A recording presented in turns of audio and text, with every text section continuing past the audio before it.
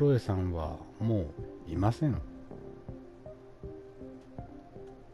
なので、ちょっとね、ボーナスポイントめっちゃ溜まってんで、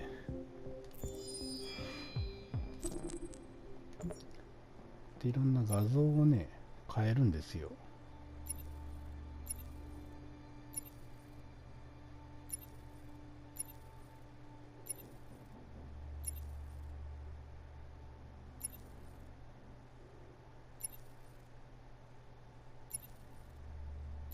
なるほど。そして最初のこの1枚を買ってみて、こんな感じね。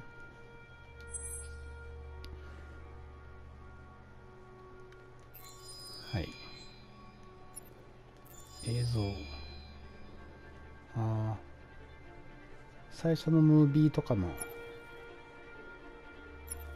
これは俳優さんの、インタラクティ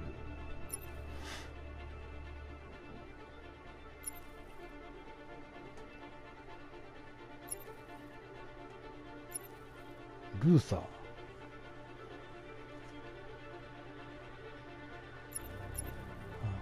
カムスキー気になるね。何言ってんだろうね。多分働いてる時でしょ。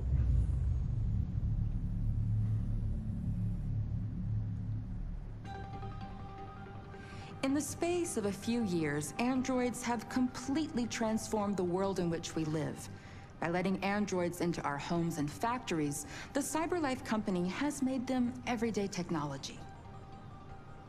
The founder of CyberLife, Elijah Kamsky, is a very discreet man.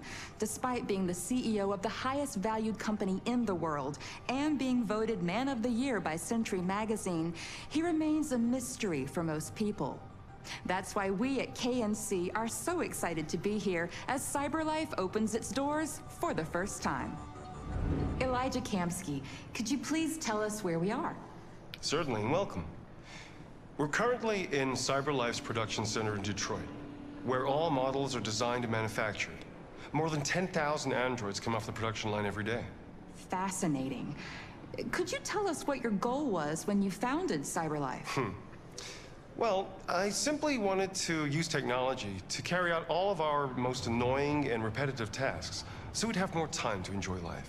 I imagine you must have faced many challenges. Yes, there were technical challenges, but the hardest thing was to design an object that we would want to welcome into our homes. We had to imagine a machine in our own image that resembles us in every way, that moves, breathes, blinks like us, but yet is smarter and more capable than any human being. Let me show you around. We're here in production unit 4. Could you explain in a few words how the androids are made? Sure, yeah, it's very simple. We use machines to manufacture machines. The removable parts are assembled on a production line, and then we apply a synthetic skin to the whole body. A human operator checks the cognitive abilities with a pre-established protocol, and finally, the android is conditioned and sent out throughout the country. Here's the result. Say something. Hello. I am a RZ400 model. How can I be of service? You can go now.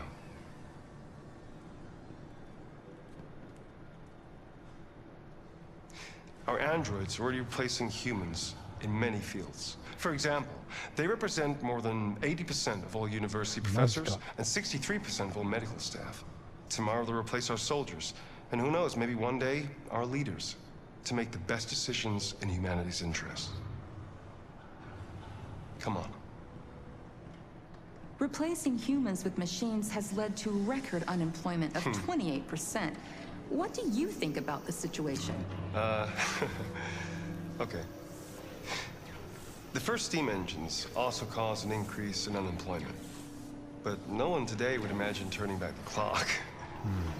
Artificial intelligence makes everyday lives easier. Nothing can stop progress. What's happening here is inevitable. 皮肉だよね。These days, more and more people choose to live with an android rather than another human being. Does this development worry you?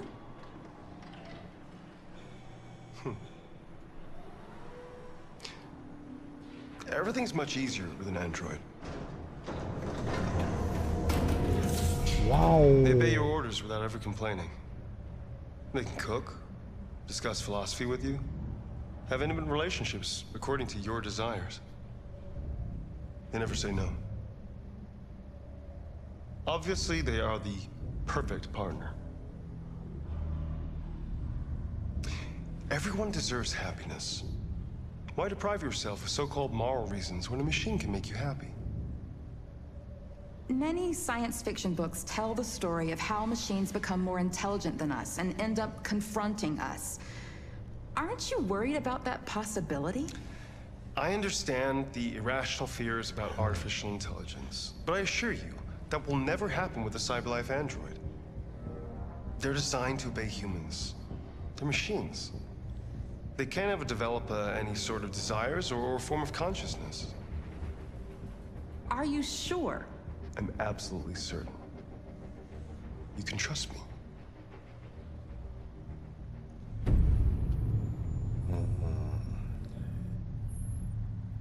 そうやって究極の進化を得た AI っていうのはいつか自我を持つっていうのはねえ避けられない進化なのかなと思うけどね。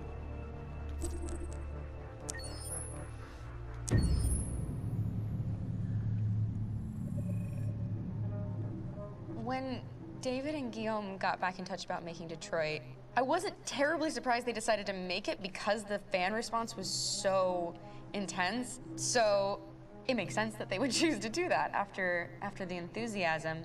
It was a challenge, and it was just an interesting thing to get my head around how to approach this character now as a different, much older person, and whether or not she had changed. And I'm very happy to say that with Detroit, I've had the opportunity to see Kara grow so much more than I ever expected.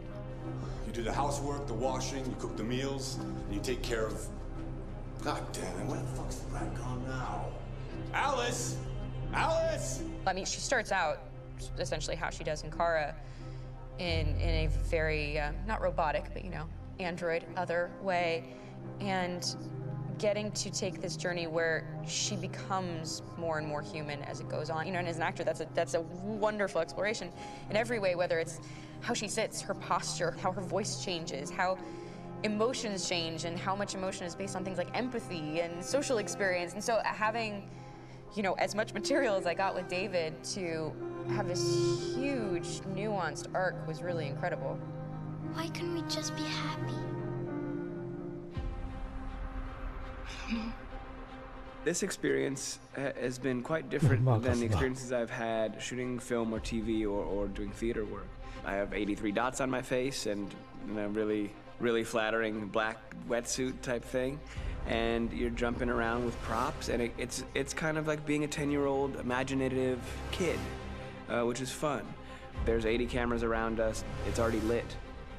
So we just shoot and shoot and shoot and shoot and shoot. There's no change of sets, there's no hair and makeup, there's no wardrobe, so we move really fast, and we'll go through about 35 pages in a day. Working in TV or film, we'll probably do 6 pages a day.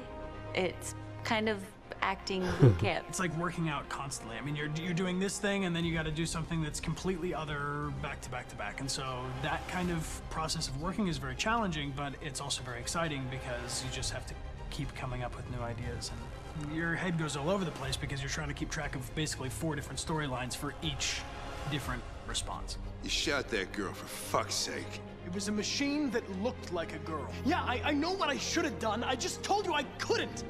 All right, I'm sorry. The fact that David Cade, he's telling like many stories interwoven from beginning to end is super complicated and super impressive, and I have no idea how he keeps it all in his head. He's not just the writer or the director who's seeing this from the outside eye, he's also thinking about the player walking through this space. You know, only somebody who really, really loves not the work, but like these characters and these stories and cares about doing something meaningful would invest that much in it. And it's always inspiring to work with somebody who cares that much. My experience with motion capture is this one.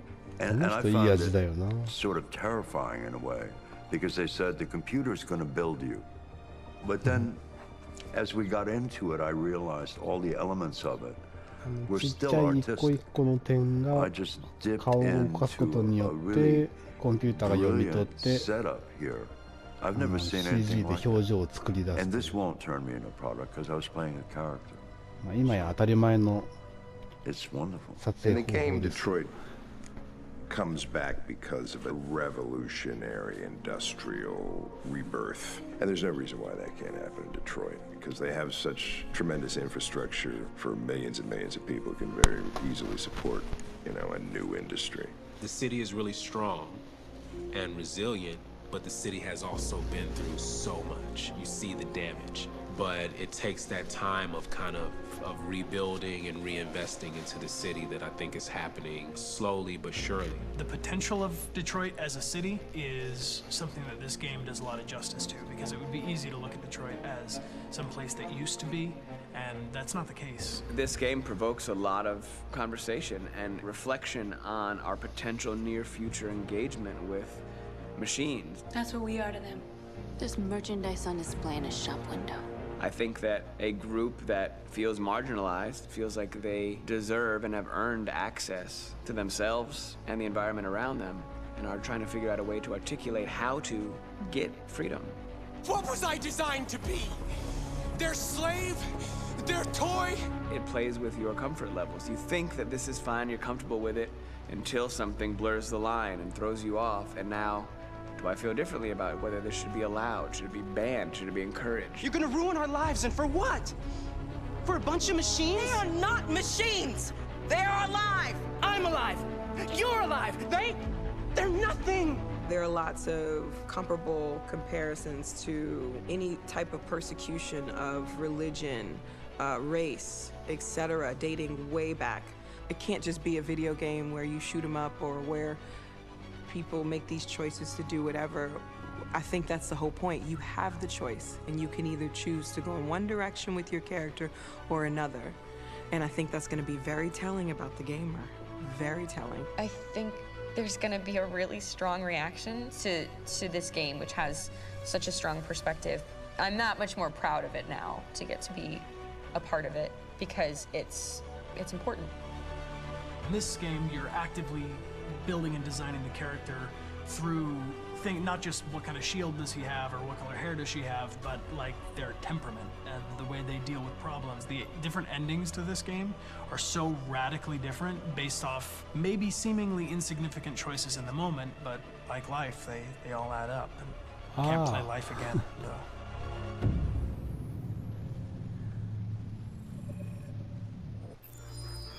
いや、こういう考え方が日本人みたいな宗教観の人ではなかなかね難しいと思うんですけど、あんまアメリカ人が作ったゲームだな。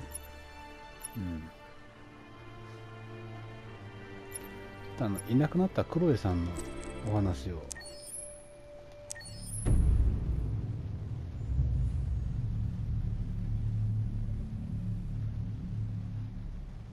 じゃあまずは名前を教えて。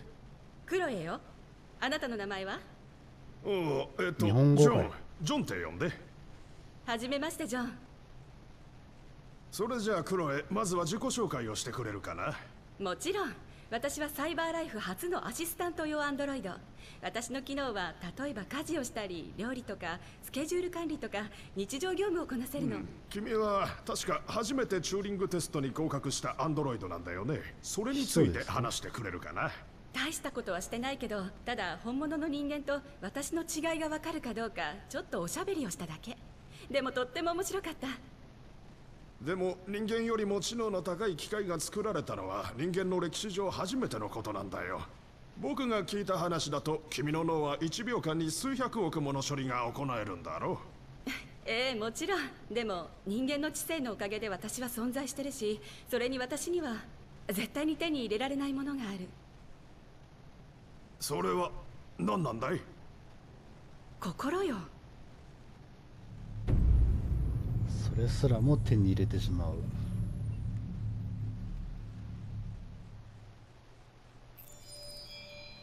うん。なるほどね。これは音楽ですね。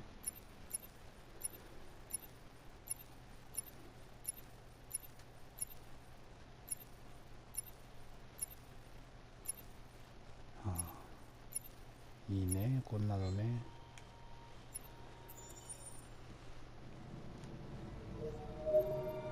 おう。あれ、知らない人がいる。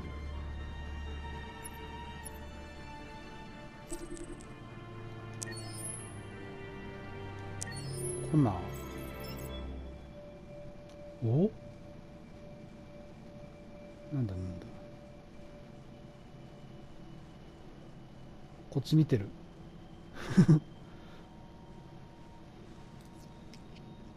出た。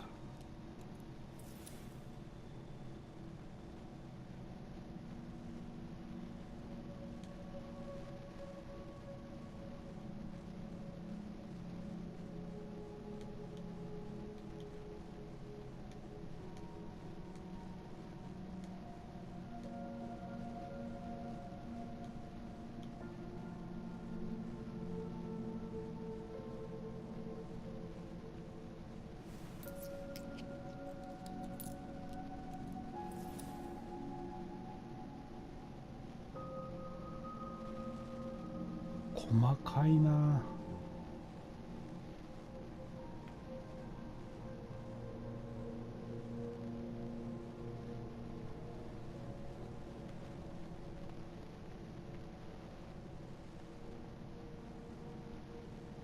れ、これか。ズームしたらいいけど戻し方がわかんない。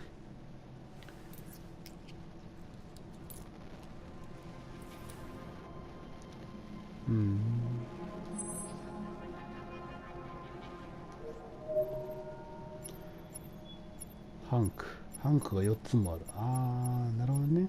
コナーの別バージョンか。あとカーランも別バージョンがあるんだね。この辺はアリスだな。ルーサー、トッド。あれ、マーカス。ああ、スクラップ置き場の時の。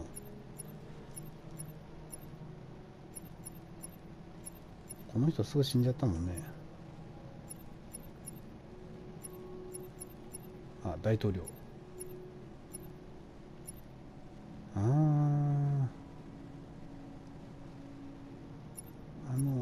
ローズのとこに来た警察の人かな。あ、相撲がいる。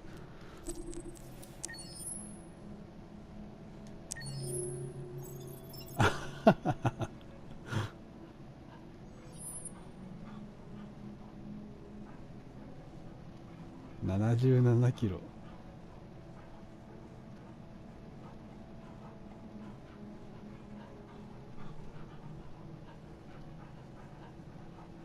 いやー、相撲さん、つぶらな瞳が。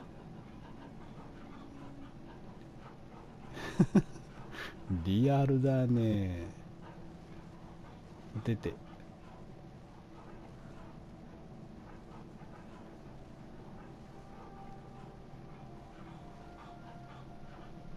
はい、相撲さんでした。これは死んじゃった人たちだね。おや？君は誰だい？何この子。白熊。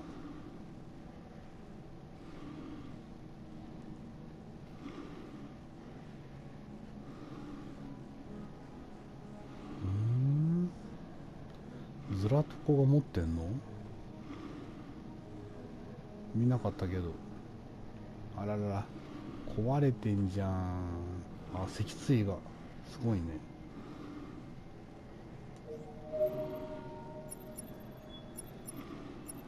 なんかいっぱいいますけどね。あ、これ宗教家の人ね。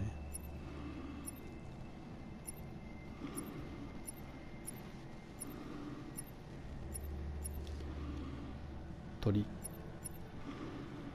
すげえいっぱいあんな。はい、以上キャラクターでした。雑誌はゲーム中に拾わないとね。ほら、こんなに見逃してんだよ。